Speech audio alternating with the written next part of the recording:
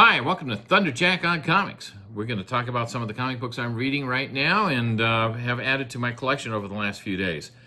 I'm going to start with It's Jeff, brand new week. This is a all ages comic book written by Kelly Thompson. I understand she's also been writing for DC with Wonder Woman, and the artwork is good. I mean, it's meant for younger kids mainly, I think, but it is all ages. And Jeff the Landshark, he's wandering through what looks to be an amusement park, and he meets what's being dubbed a Kraken, and they go on a bit of an adventure together. There's a secondary story that has Jeff the Landshark being introduced to Deadpool by Gwenpool and going off on an adventure from there. It's a fun little read. I liked it. I'm really getting hooked on Jeff the Landshark. He's a fun character. My daughter knew more about him than I did, and which kind of surprised me, but it's good. It's a fun read. Next up, I'm continuing on with the Rocketeer, The Island. This is where the Rocketeer lands on Skull Island and is there to try and find out what happened to Amelia Earhart, and finds that the island is full of dinosaurs and a giant gorilla named Kong, aka King Kong.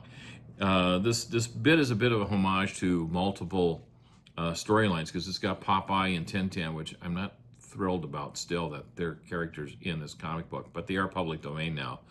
And then Skull Island with King Kong is an interesting twist that fits with the general Rocketeer era of storytelling.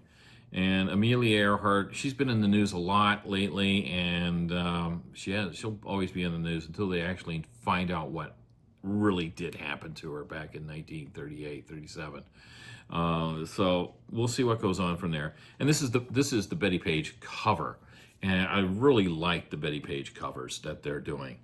And next up, I am continuing on with Conan the Barbarian by Jim Zub, coming from Titan Comics. And I'm really enjoying the series.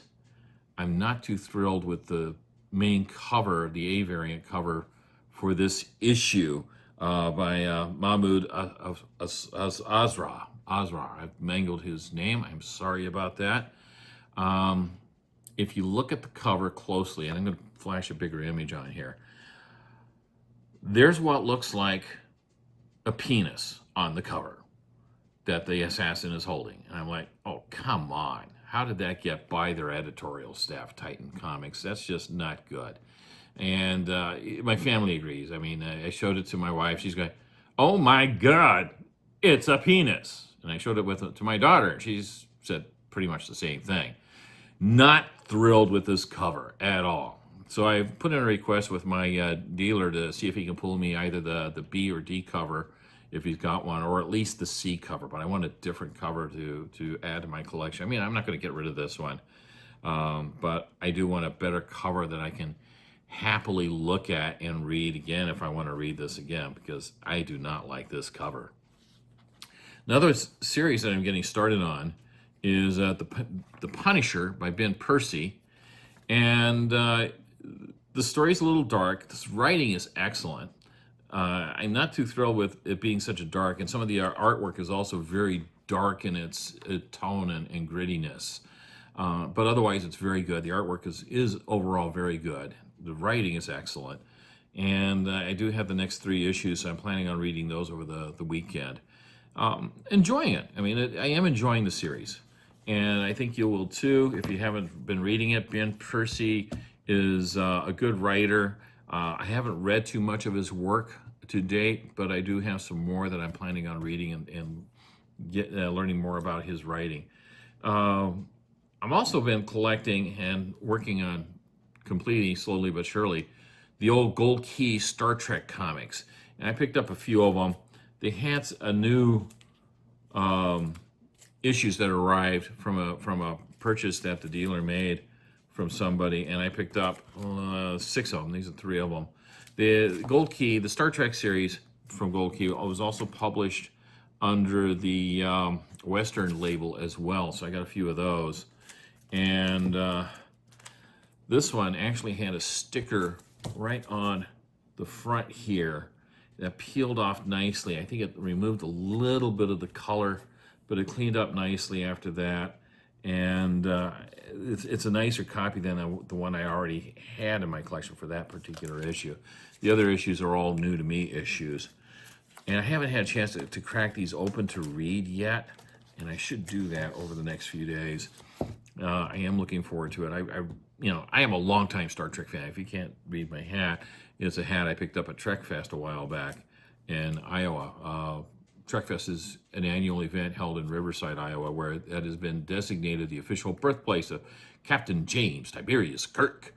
So hope to get to that event again sometime in the future. I also picked up another copy of Star Spangled War Stories with Enemy Ace.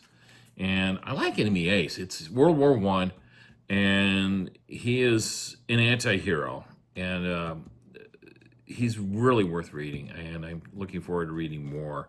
And then, of course, a longtime favorite of mine, Sergeant Rock.